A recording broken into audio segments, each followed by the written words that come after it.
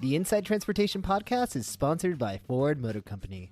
Built on the belief that freedom of movement drives human progress, from connectivity to autonomy, AI to machine learning, Ford has one simple goal: to improve mobility for its customers. To learn more about Ford's work in mobility, autonomous vehicles, and their corporate efforts to improve mobility for its customers, visit corporate.ford.com. That's corporate.ford.com.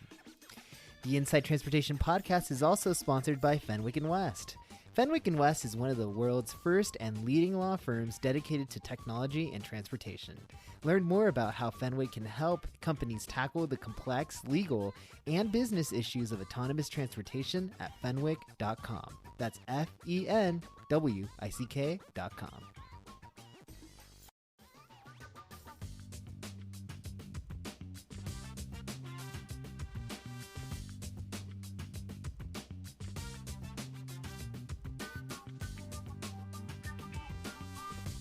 Hey everyone, thank you for listening to the Inside Transportation Podcast, a production of Inside.com. This is our weekly podcast where we discuss transportation trends that you need to know about to stay ahead of the curve. My name is Johan and Moreno, and I'm the writer of the Inside Transportation and Inside Electric Vehicles newsletters, and I am joined here by my co-host, angel investor, podcaster, Inside.com CEO, and the only man in Silicon Valley who knows how to say Elon Musk's new baby's name, Jason Calacanis. I actually don't know, but great to be here. And I think I know you want to give it a try. No, I know it's an X, and I'm sure we'll all learn it shortly. But yeah, yes, crazy times. So right for now, reference, crazy it's times. X Ash Archangel 12. Oh, I knew that. I knew it's Archangel 12, which is that. I saw the Joe Rogan clip where he explained it's the plane and everything. Yeah. So first of all, thanks for all the positive feedback we've been getting on the podcast. We really appreciate it. If you listened all the way through last week's podcast, here's a little treat. So I'm going to follow up with all of you guys on the question about distracted driving. So while there are no laws expressly prohibiting actions like eating, grooming, reading, reaching for objects on the floor, changing clothes, or changing the radio while driving in many states, if an officer does see you causing a disturbance while driving caused by one of these actions, they can give you a reckless driving ticket or a speed unsafe for conditions ticket. So with this kind of ticket, you can get points on your license, a fine, or even jail time in most states. So keep in mind, you may want to call your local police department's office for up-to-date rules. But I would definitely advise against changing clothes while driving. I don't know what you have to say about that, Jason, but yeah, I mean, that's ridiculous. You should not be changing clothes. Don't do anything while driving except driving. It's very tempting when you have like a car that stays in the lane or has adaptive cruise control to kind of get distracted. What I think these tools are really best for is saving you when you do make a mistake, but you shouldn't introduce mistakes. Right. I agree with that. And if you have any questions that you would like to get answered on the podcast next week, feel free to shoot them my way. It's Johan@inside.com or Jason@inside.com, right? If they want to. Yeah, Jason@inside works. Jason@inside.com. Yep. But we're going to jump into the hottest news topics of the week. It's been a very slow week, I'm sure, for anyone who's been following. Nothing happened this week. Yeah, yes, thank you, everyone. I don't even know if I have to explain this story. I think everybody knows what's happened over the past 2 days with Tesla CEO Elon Musk. He threatened to move Tesla's headquarters outside of California amid a legal battle with Alameda County over the coronavirus lockdown. He then resumed production and said he would be willing to get arrested over the situation. So some background here. The state of California actually approved manufacturing to reopen a few days ago, I believe. And Alameda County, which is where Tesla's Fremont production facility is located, actually said, hold on, we're not reopening manufacturing, which angered Elon. And he went ahead and just started production anyway. So Tesla published a return to work playbook, which is like a 37-page outline of health and safety procedures that would be followed when they reopened the facility. And they were apparently working with the county to try to, have like a formal agreement for reopening, but the company just went ahead and sued Alameda County and even encouraged, like Elon encouraged shareholders to sue Alameda County to recoup damages from the county. So what's your take on this, Jason? I'm sure you have a lot to say. Yeah, well, I mean, it's actually kind of straightforward. You have a local jurisdiction disagreeing with the governor of the state, and I guess the question is, why should every other auto manufacturer be allowed to open and not this one? It seems very selective. There might be some information we don't have, is my guess. But Alameda County seems to be quite ungrateful for the fact that production of cars is occurring in California and really not allowing them to go back to work when they put in. There's two things that I think are very important that people need to understand here. Is one, it's optional, right? People do not have to come back to work. And it's optional on multiple levels. I think Tesla has made it optional. And of course, you could collect unemployment and make it optional yourself, even if they didn't. Nobody's holding a gun to anybody's head. And I think it's something we're going to have to get used to as we reopen, is that there might be people who don't want to come back to work. And so if you don't want to come back to work, that is your right. And it's the right of the company to not go out of business and shut down. And there's got to be some common sense between, when people are allowed to come back and the safety measures that are used and the people who come back. Like, and nobody's saying a 70-year-old person with diabetes and a heart condition should go back to work anywhere. I think most people understand that this is a disease. The coronavirus is something that there's a virus that affects a certain group of people dramatically and another group of people barely. And so if it's young people going back to work and they're taking the precautions, there's probably such a small amount of risk that, certainly the losing of your livelihood would be a greater risk. And that's where we're kind of getting to right now is, can Americans make their own decision if they want to go back to work? Can companies make their own decision if they want to go back to work? Or does a local politician get to decide this issue? I think that people should decide if they go back to work or not. That's my personal belief. And an unelected local official that made this call, which is something that Elon kind of keeps repeating. But one thing that Tesla or, Elon Musk said he was going to do was move Tesla HQ outside of California. He pledged to move all production outside of California into Nevada and Texas, which is really interesting because the company hasn't said that they were going to open a facility in Texas. And he just kind of said, well, that's where SpaceX is, right? So I think he's probably going there pretty often for SpaceX. If you follow Elon's social media, he's constantly in Texas sharing photos of the SpaceX facility. So, I think California is broken. I'm a resident and I have been for, I guess, since 2003 or so almost 2 decades now. And it's a broken state. The taxes are ridiculous. The regulations ridiculous.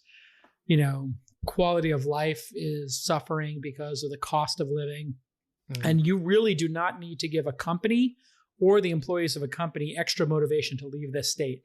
And when you saw that one assemblywoman, Lorena Gonzalez, who was also against, Uber drivers, as we talked about last week, having the freelancer position. Assembly Bill 5. Yeah, the AB5. She was a proponent of that as well. So she's very anti-business, very pro-worker, I guess, is the way to describe her. And she told Musk to F off. And Musk replied to her, message received. And this is crazy. California is going to get itself into a debt spiral, I believe, because the cost of living is so expensive here. They keep raising taxes to try to, provide services. And people who are affluent and who are powerful and who have choices are choosing to leave. And I'm seeing it. I've seen a lot of venture capitalists, angel investors, and CEOs go to Florida, Texas, and Nevada. Low tax states, lower regulation, and just less agita in general. So this could be, the canary in the coal mine. 10 years from now, politicians are going to be begging for Tesla to come back, because I assure you that by that time, Tesla's going to have no presence in California, because it's just way too expensive to make cars in the state, right? Especially if they want to expand and produce cars to the level of Honda or BMW or Volkswagen, right? Yeah.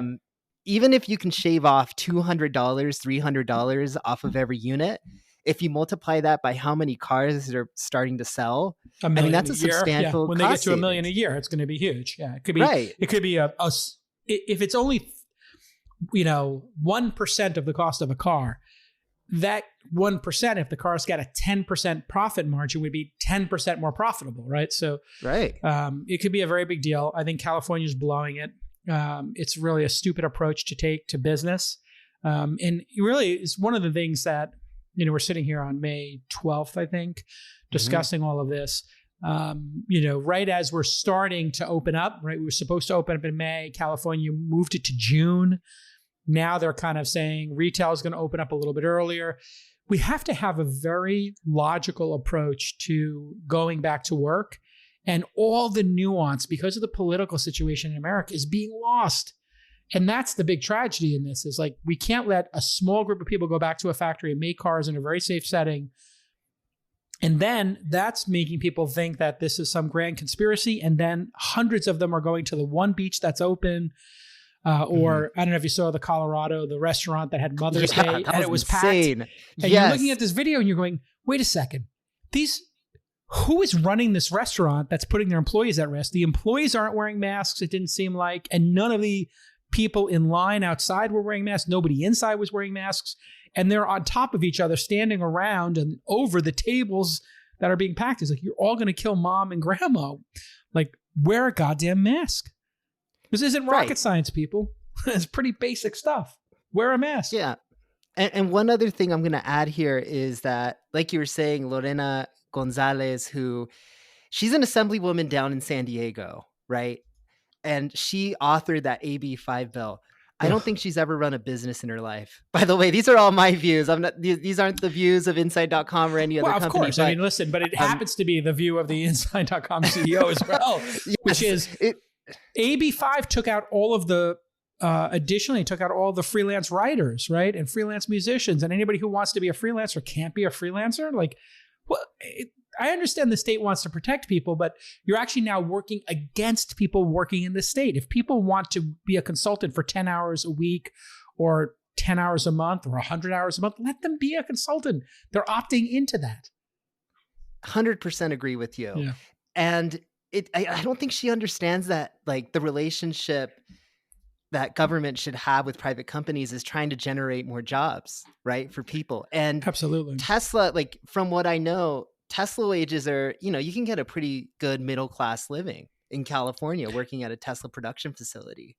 And yes, I know there's been issues with worker safety and whatnot, but that opportunity of, like, middle-class jobs in California seems like it's disappearing. Has there been an issue, or are they on par with everybody else? Like, building stuff in a factory has some inherent amount of risk. We're almost moving to this system where there's no risk involved in anything we do. Is that really the approach we want to take? Because then we should just go to quarantine indefinitely, stay home, nobody takes any risk, and we can live in a nanny state, And I don't think Americans want to live that way. I think Americans are more cut out of the same cloth as, like, when I went to Australia, we asked the captain of the boat that took us to this beach for, like, a day trip. We're like, hey, can we jump off, the boat? And he's like, yeah, just watch out for the salties and the great whites. We're like, okay, like he basically said, like, there's saltwater crocodiles and great whites in the ocean in Australia, and if you jump in the water, you might be eaten. Would you like to jump in the water? Like, there is a realistic framing of the risks we take. And this whole idea that you can't put a price on a life is farcical. We put prices on life all the time. It's called insurance. We literally have a table that says, this is what your life is worth. If you pay this much, you get this much back. We put a value on life when, certain places in Texas have an 85 mile per hour speed limit. Certain places have a 55, right? Mm-hmm. Same situation. they're valuing getting home quicker on average and losing more lives. Literally, they're saying you getting home 10 minutes faster, or everybody getting home 10 minutes faster on this highway and getting to their destination quicker is more important than the 10 people who are going to die because they would have just been in the hospital if they were going 55, or conversely going 35 miles on the highway. Yeah. So what do you think are the odds that Tesla just moves all production to Texas in the next 5 years? If you had to take a guess, percentage wise. Well, I would reframe that as, will they have no employees? Essentially, will they move almost everything out of California? I think that's 50-50. Will they move a lot out of California? I think that's 100%. I don't take Elon. I mean, I know Elon uses Twitter like as a creative outlet, but I don't think on a business basis he's wrong here. I mean, he's obviously right. They should open the factory up again and not go out of business and be able to make cars. We have just Northern California has like the lowest amount of infection. We got on this earliest, and we're going to be held to the highest standard of going back to work, to the point of which companies might go out of business. It doesn't make much sense. So I take him at his word, and I don't think he's messing around. Yeah. So when we come back, we're going to be talking about Zoox, which is a autonomous driving startup that's also based in Silicon Valley. Once they rode very high, they were one of the hot shots in, the automated driving space. Now they're trying to raise more money and exploring a sale. And we're going to talk about that more when we come back on the Inside Transportation podcast right after this. Hey, everybody. Just want to let you know that this episode of Inside Transportation is sponsored by our friends at the Ford Motor Company. Built on the belief that freedom of movement drives human progress from connectivity to autonomy, Ford has one simple goal, and that's to improve the mobility of its customers. Ford has been using technology to shape the future of transportation for over 100 years and is dedicated to solving the world's most pressing mobility issues. What you might not know is that Ford has a series of divisions that make these visions a reality. Ford X is Ford's venture incubator that unites entrepreneurs, designers, and engineers to shape the future of transportation. Ford's City Innovations team brings innovative ideas to life through community workshops, crowdsourcing initiatives, and citywide mobility challenges. And Spin, a property of Ford, brings e-scooter sharing to cities and college campuses. So here's your call to action. To learn more about Ford's work in mobility, autonomous vehicles, and their global efforts to improve mobility for its customers, visit corporate.ford.com. That's corporate.ford.com. Thanks again to Ford for sponsoring independent media like this podcast. And we're back here on the Inside Transportation podcast. Johan Moreno, Jason Calacanis, running through some of the week's hottest transportation topics and news stories. Next, we're going to be talking about Zoox. Zoox is looking to raise more money, and they are also exploring a sale. They hired Catalyst Partners to find a buyer for the company. They're also looking for partnership and acquisition opportunities with automakers, and they're raising money to try to get through the next few months. So they've raised about $1 billion to date, but they generate no revenue, and their landscape is kind of uncertain. They're developing this vehicle that has yet to be seen, has yet to be released. It's apparently really cool and really impressive enough to garner investors, but it's bi-directional and it doesn't have a steering wheel, but it's still a ways away from being released to the public. Last year, the company said a Zoox vehicle reached fewer mistakes than a human on the same route. It's also very unique because, how they're developing their structure is very different from other autonomous driving developers. If you think about a company like Waymo or even, Voyage, for example, they're developing software for a vehicle that they plan to retrofit with LiDAR sensors in most cases. One of the prominent companies that aren't using LiDAR sensors is Tesla, and they're also developing their own, automated driving software. But Zoox is actually producing a vehicle that they can run their software in, right? So not only are they developing software for the vehicle, but they're also developing the vehicle. But because of these roadblocks in developing both pieces, they've been having some trouble getting this vehicle out. Originally, they said they planned to deploy the vehicle in San Francisco by end of year 2021, but apparently it's still far from there. About 10% of their staff has been furloughed, and they have a little over 1,000 employees. With the current situation and how it's kind of affecting the economy, are we going to start seeing the dominoes fall with self-driving vehicle development in the next few years, Jason? Yeah, 100%. I think you have so much money being poured into this and so many players going after it that you'll have a little bit of attrition as we get towards the finish line, so to speak. And my position on it always was, I believe that 2 or 3 people will get to the promised land in the same year or so, because you have an employee pool and a knowledge pool that is being shared across these companies. They're all using a similar sensor array, and you've seen people go from, Apple to Tesla to Zoox to Cruise, and so it's the same group of people. And Uber obviously had their self-driving program. So you're seeing at least a dozen major efforts here, and part of the process of a vibrant capitalist society is capital comes rushing in to a huge opportunity like self-driving, which will reduce tens of thousands of deaths in the United States and hundreds of thousands a year, and will release billions of hours of unproductive time and make them either leisure time, which is a win, or productive time, which is a huge win, some combination of those. It'll also allow the sharing of vehicles, which will reduce the number of vehicles that need to be produced, or allow 10 people to share each vehicle, whichever way you want to look at it. So there is so much at stake. So much value will be unlocked by self-driving cars that you're looking at hundreds of billions of dollars being poured into the space. So whenever you have that happen, the products and the teams that are making the least progress are going to be able to get less capital than the ones that are showing the most progress. A company like Tesla or a company like Google is going to get a lot more capital because they have access to capital markets, because their performance is better. Zoox, maybe not. Cruise and Uber might be somewhere in between those two, right? And so we'll continue to see attrition, and we'll continue to see companies consolidate and get sold as we get closer to the finish line. So usually you get to the finish line with 2 players, 3 players max in any space. So if it was search engines and navigation of the web, or it was, mobile phones and mobile devices, you had Palm and BlackBerry and Nokia, and then Apple emerged, and then Google bought Android. So you had, 6 or 7 players going after the smartphone. And where did we actually wind up?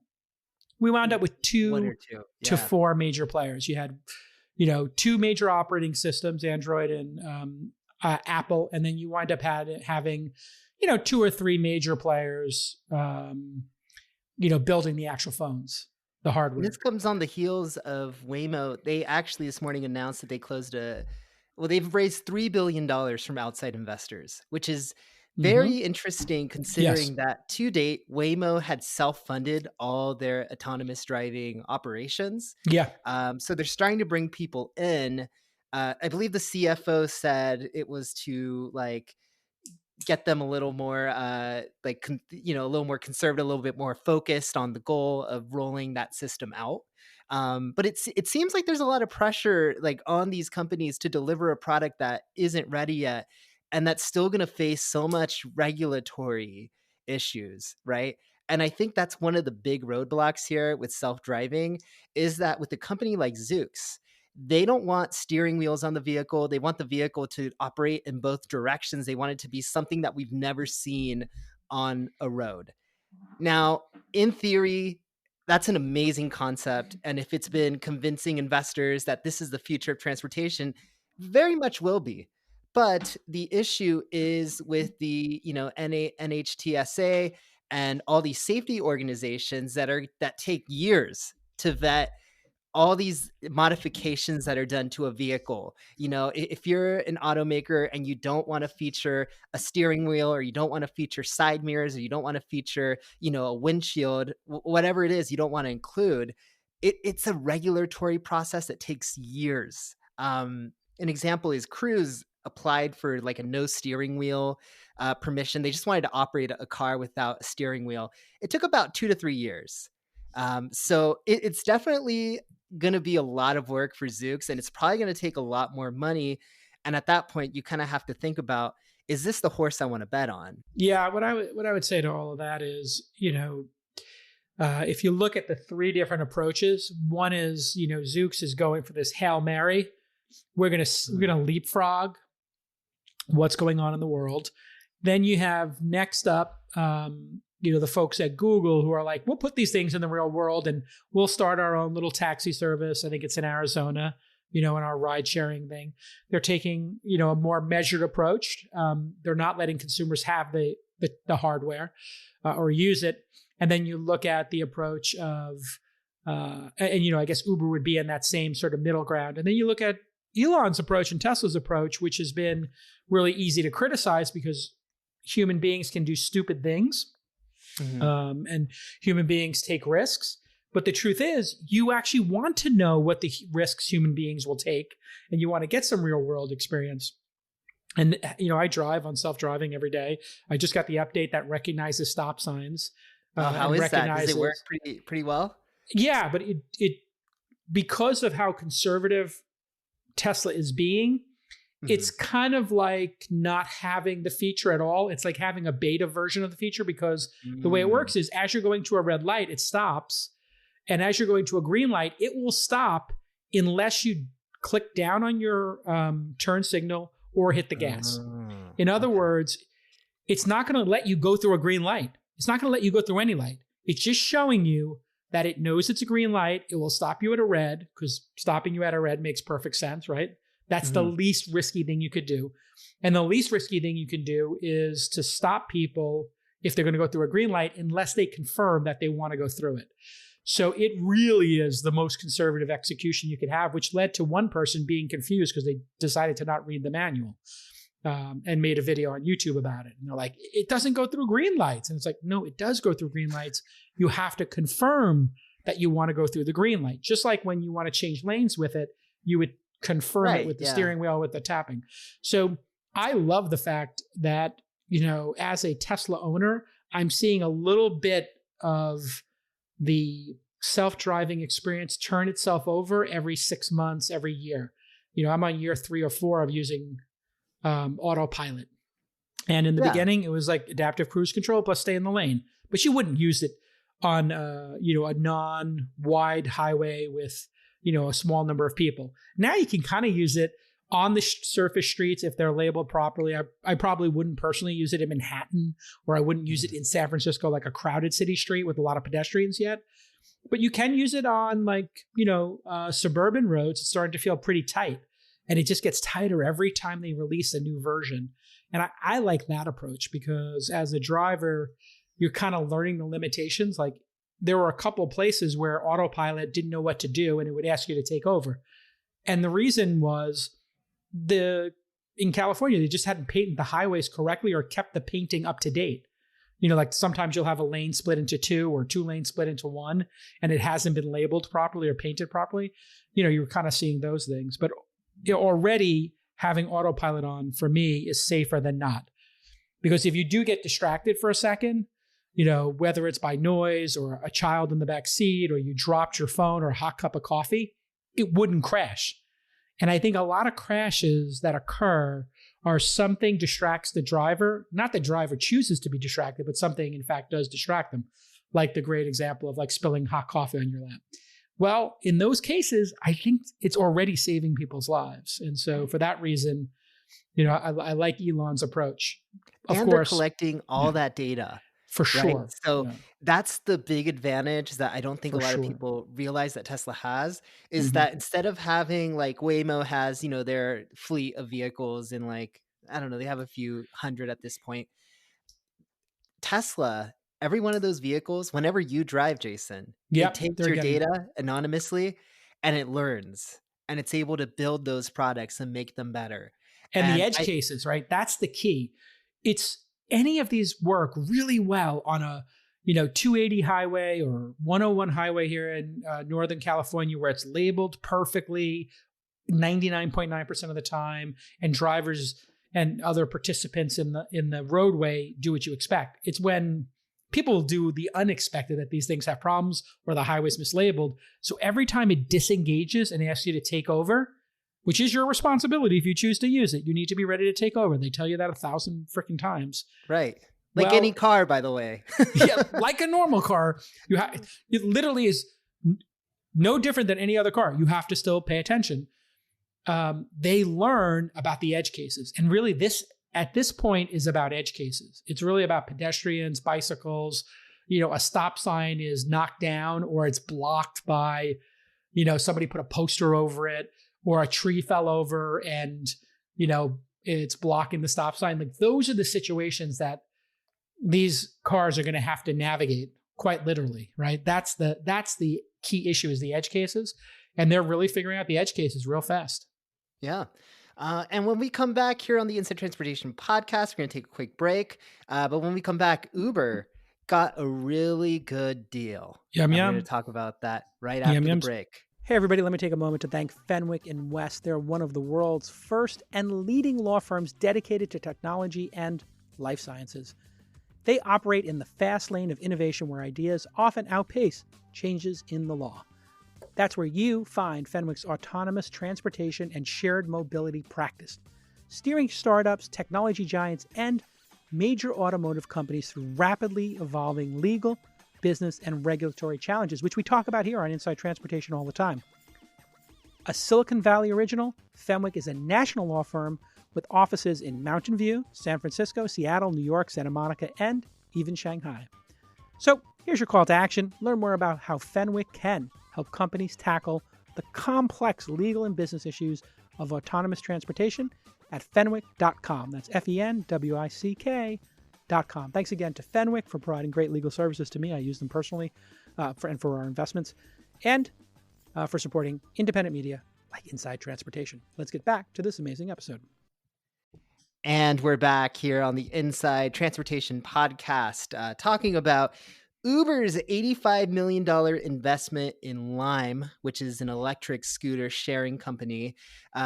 Lime raised $170 million in a fundraising round that would value the company at $510 million, which is a 79% drop from its previous valuation. Uber put in about $85 million of the 170, and they actually got what I think is a really good deal. They basically, so Uber has their own electric scooter and bike unit called Jump. It hasn't been making that much money for the company. It's actually been a money-losing operation for Uber.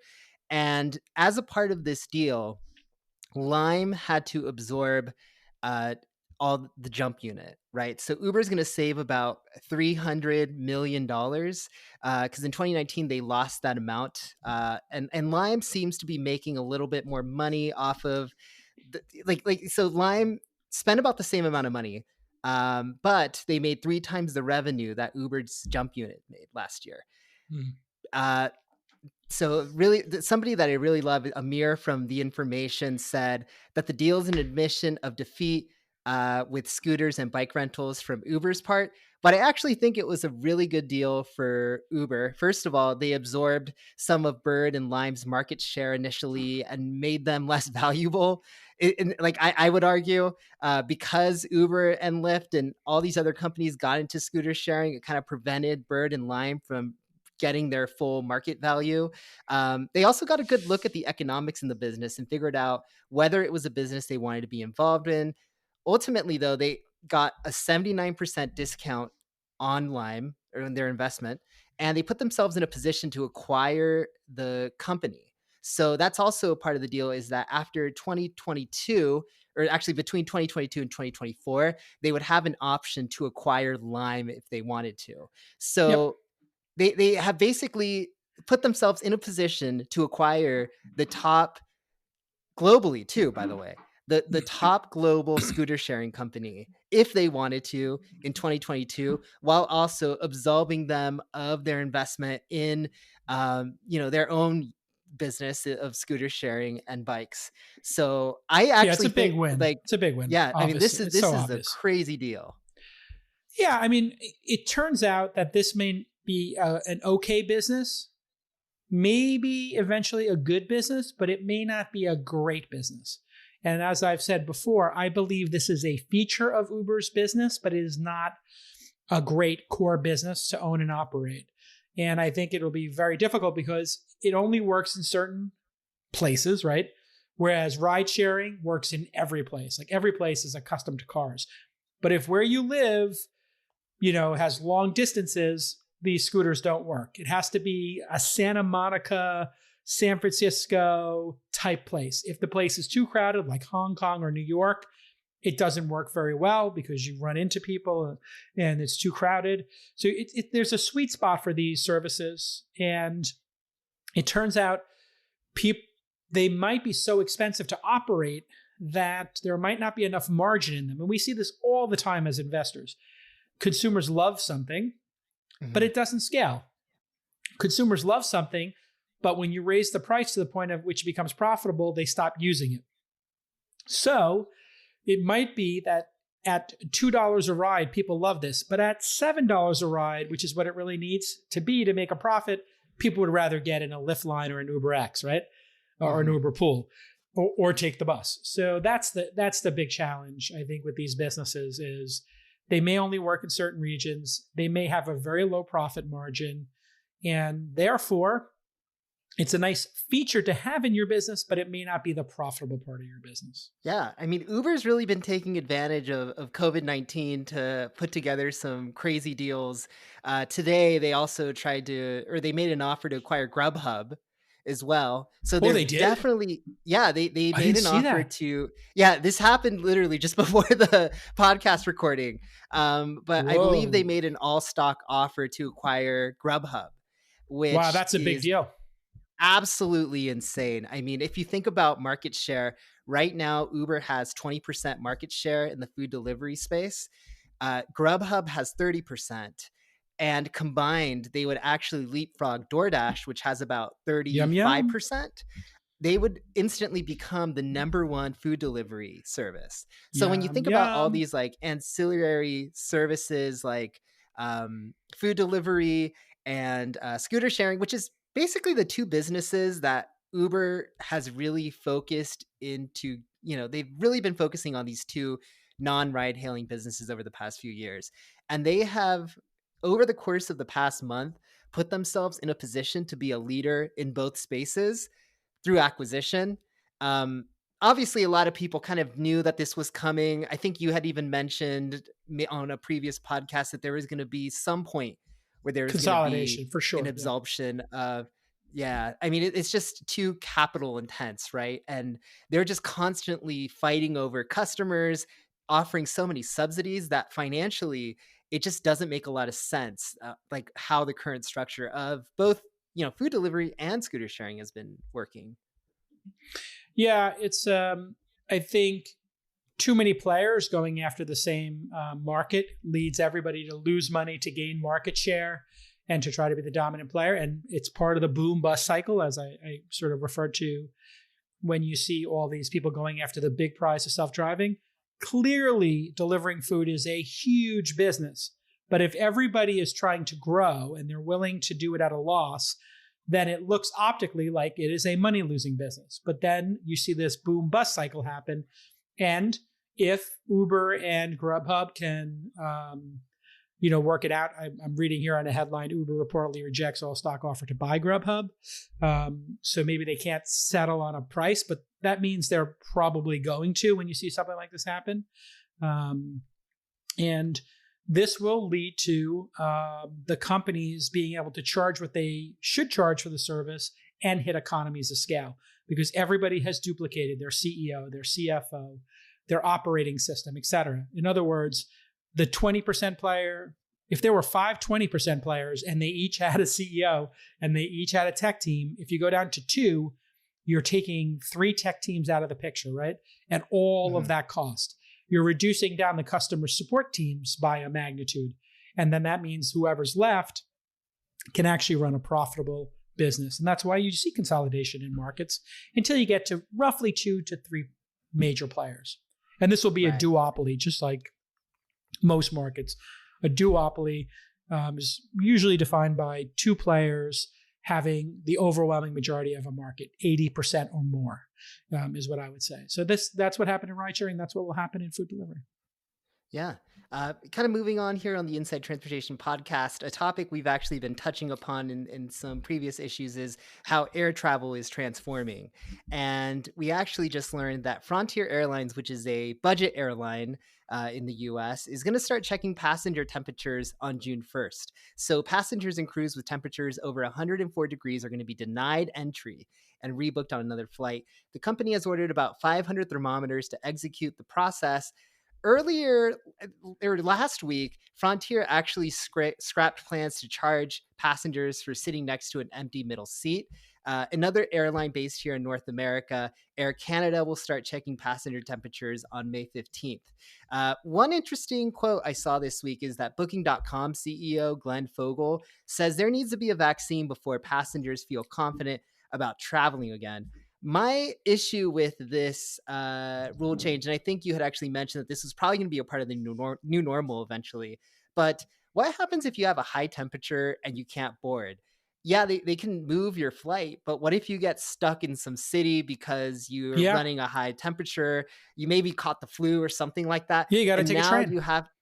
You have to find another way to get home. And Correct. It seems like if this becomes the new normal, it might actually prevent, like, because I guess, traveling. The purpose, the purpose or the reason why they implemented this policy was to make passengers feel more comfortable about traveling.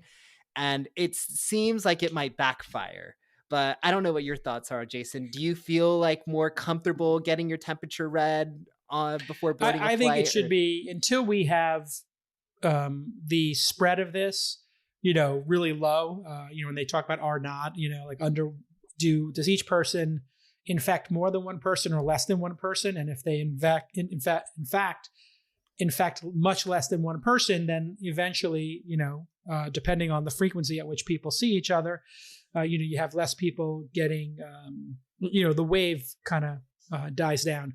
And so that's really what this is doing. If you can keep the people who are contagious off of planes, or keep some of them off of planes, is worth doing.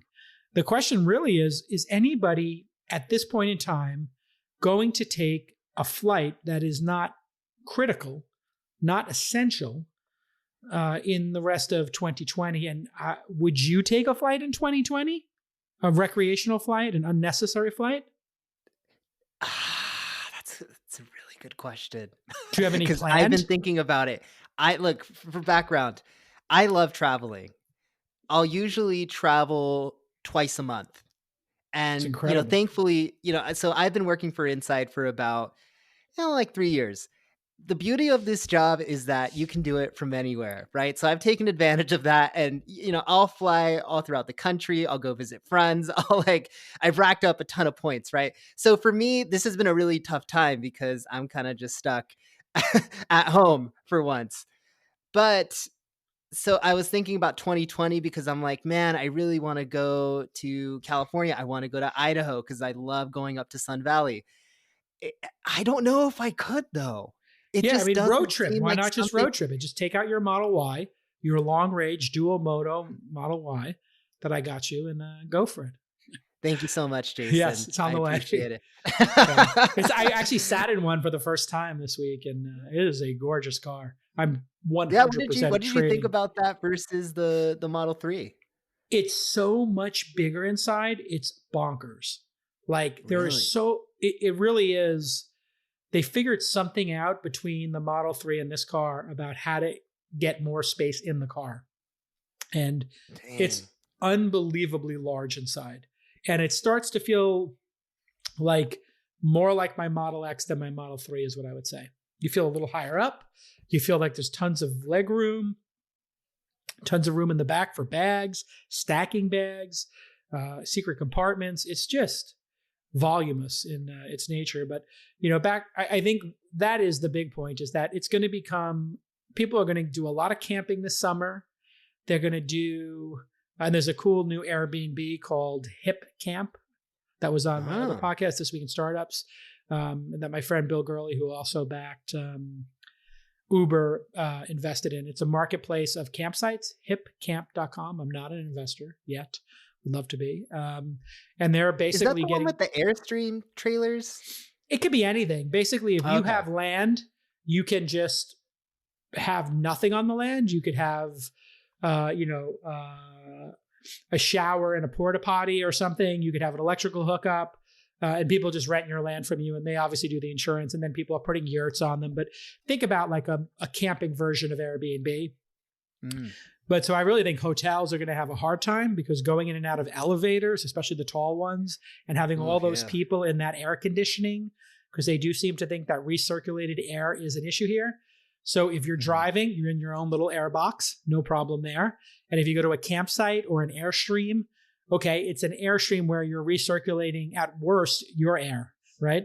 Not being in a motel or hotel, God forbid, with an elevator and tight hallways and windows that don't open. I would never get on an airplane in 2020 or go to a Vegas-style hotel, high-rise hotel where you can't open the windows, right?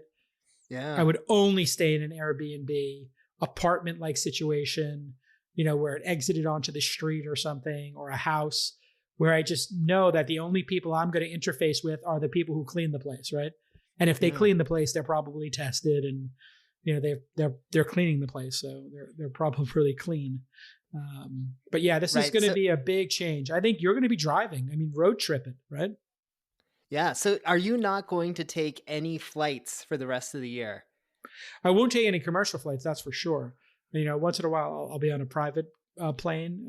I don't own a private plane, but a couple of my friends have them. And once in a while, I'll hop a flight with somebody. So I would do a private plane, sure. In fact, I did do a private plane. At the beginning of this, I had a trip to LA, and a friend of mine was flying down. So I just jumped on his little Pilatus airplane, which is like a Swiss turboprop. It's not like a jet. It's just a cool turboprop. Pilatus PC-12, I think it's called. It's a really cool plane. Perfect for like getting from... and I think this will become a transportation option. It's what Surf Air uses. Really enjoyed that one. So I think you're going to see some of those private aviation things do really well as people get concerned about infecting themselves in 2020 or their families. And I think you're going to see the road trip. It's going to make a huge comeback. Road trip culture is back. I'm excited for that. Yes. So moving on to our weekly segment, Dope or Nope, where we decide if something is dope or nope. This vehicle may look familiar to you this week. It's the 2021 Fiat 500e.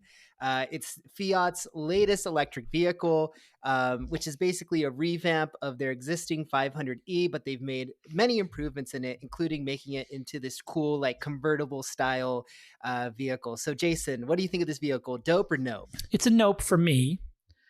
I don't like these really small vehicles. I had a Mini Cooper. I did like that. That was slightly bigger, I believe, than this car. I like a 4-door car. And I just don't like these tiny cars. I don't know the range of this one. That would be a mitigating factor. If this thing goes 350, 400 miles range, and I don't know the price. Take a guess. What do you think what do you think the range is on this vehicle? Well, I know if Tesla made it, it would have a 500-mile range because the thing is tiny. But this is made by Fiat, which is incompetent. So I'm going to guess it has a 200-mile range. Spot on. Really? Did I guess it perfectly? 200 miles of range. Like literally exactly 200. So this is what keeps happening with these idiots who make these competitors to, I'm going to try and guess the price now. I'm literally not looking this up, but these idiots don't understand that if they really wanted to compete against Tesla, maybe try to beat them on one or two value propositions. And here, with this tiny car, you could easily put enough batteries in it to go 400 miles. And then you could say, this goes 400 and a Model 3 goes 300 or 280. Like, look, we go an extra 100 miles between charges. Yes. Isn't that amazing? You can drive directly to Vegas without stopping. Right. Now, in terms of cost. So next part here is cost. All right, let me guess that. Cost? All right. Reminder, this is a Fiat. It's a Fiat.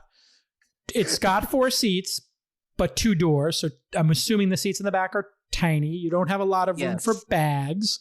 But they have been making this car, I believe, the Fiat 500, I think they've been making that for a decade in America. Yes. And the electric one, I think they've been making for 4 or 5 years. Am I ballpark correct here? Which is funny because I don't know if you remember this, but FCA CEO Sergio Marchioni, Hmm. rest in peace, he's no longer with us. But once he actually asked people not to buy the old Fiat 500e because they were losing $14,000 every time they sold one. Oh my Lord, the incompetence is unbelievable.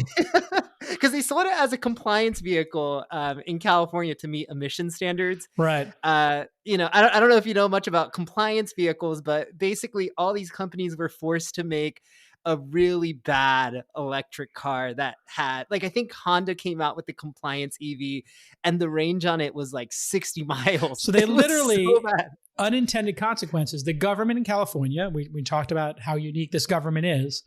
Instead of saying like, we're going to just tax you, they say, you have to make something. We're forcing you, we're putting a gun to your head. In order to sell gas powered cars here, you got to make some electric. You got to have an electric offering.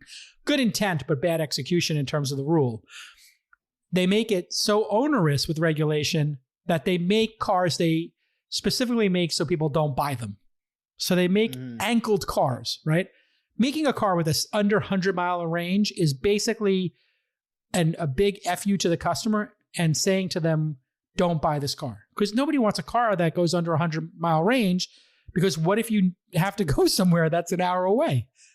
You can't. Yeah. I mean, this car, though, specifically to give more details, it's only going to be available in Europe. And, if you're familiar with, if you've been to Europe, I mean, streets are pretty small. Yeah, it's for tooling around. Too far. Yeah. But the price of this. Hold on. I'm going to give you the, hold on. Let me tell you the price. Model 3 you can get into in the 50s. So this is smaller. It's not as good as the Model 3, but it's incompetent, the people there, and it gets 100 miles this range. So they're going to charge $42,000. Wow. I'm just guessing. Two for two. Did I guess it right? Jason Calacanis, yes. What is the actual number? $42,000. I guessed it to the two. I literally just said, what is like, 20% cheaper than 50K. And I just was like 40, 42, something in that range. It's literally 42K. So this is garbage for 42K. Why wouldn't you spend the extra $8,000 and get the Model 3, the best car ever made? Maybe you just really like the Fiat 500. That's not possible. But that's not possible, Johan. It's a hard nope for me on all fronts. Nope on the price. This would only be a dope if it was $30,000. At $30,000, it would be dope. You know what, though, Jason? Can your Model 3 flip the top open, though? Like this fantastic Fiat 500 that turns into a convertible. That's barely a convertible. That's just like a big sunroof in my mind. That's just weird. I don't like those kind of drop tops. If we're going to go convertible, I want a hard top that does like the triple recess into the back. That's the proper, 2020 style convertible.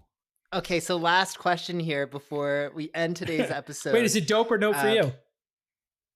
Why would I drive this? Yeah, it's a nope. It's a hard nope. This is terrible. Why would I spend all that money on?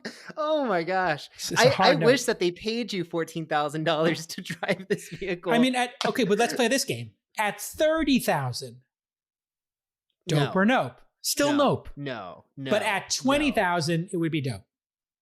For you? For anybody. For $20,000 to be able to go 200 miles electric, it's not dope? I mean, at some point, and the reason why the FCA CEO said that, and I remember my friend telling me this, he said that he could get a lease on the Fiat 500 electric for $52. I'm not joking. It was $52 a month, zero down out the door. Wow. They were begging people to take them at some point. So even then, he didn't take the car. So look, the thing is, obviously, we're in the US. We have different tastes. We like maybe bigger vehicles. I'm sure, in Europe, they like a smaller vehicle that they can drive around, the streets and whatnot. I could see it. I mean, I remember spending time in Spain and seeing how many small cars there were. And I maybe saw like 2 Teslas, So, but the final question I have for you here. So this vehicle can go 0 to 62 miles per hour in how many seconds? Oh, well, let's see. 0 to 62. I'll give you a range. I'll give you a range. No. Hold on. I'd rather just split the arrow here. Since I hit 2 bullseyes, let's see if I can do 3. We know that a Tesla can do 0 to 60 in their slower vehicles like 5 seconds, and in their performance vehicles under 4. Mm-hmm. So this is done by an incompetent company as opposed to a competent world-class company, world-changing company. So I had 2 seconds, I think 7 seconds. Sadly, you can't win them all. Oh, okay. 9 seconds. How many? 9 seconds.